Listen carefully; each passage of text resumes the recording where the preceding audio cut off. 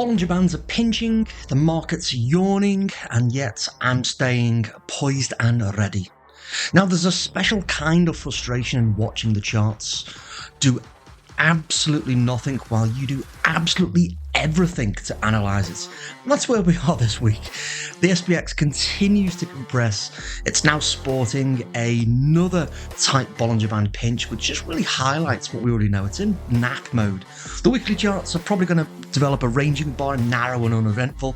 The boundary levels are being redrawn, redone again, and the levels still remain the same form. We're going to be bullish above 57.05 and bearish below 56.05. Let's look at the charts. Stay tuned for a fun stock market fact.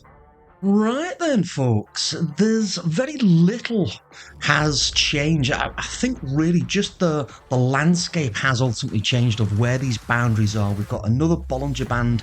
If you look at the bottom here, the band width, you can see it's pinching again, and that's really just highlighting what we already know. We're in a consolidation.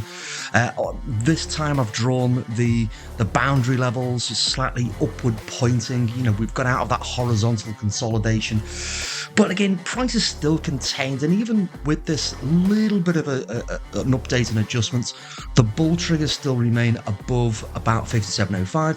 The bear triggers still remain below about 5600. I could bring them up to somewhere around 5630, somewhere around there, which was what we were calling the break back in of the horizontal range earlier in the week, but it's not going to make too much difference this late in the week. The weekly chart, while we're on that note, as we can see there, we can see it top left, narrow ranging this week so far. What I hadn't noticed at the end of last week was we've got a wick, a large wick and a large body, you know, half and half on the previous week.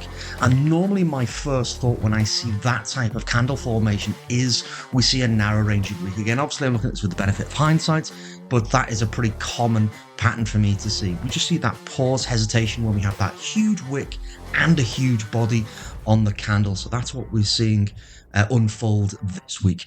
ADD's not giving us any clues in the pre-market. Again, I'm going to remain slightly bearish. We have that bearish stance, so maybe we'll gap higher and push lower, which is what we've been doing most of this week and last week for the from the markets, just bobbling back and forth and yo-yoing up and down. So nothing new really to report, to say. More of a hurry up and wait.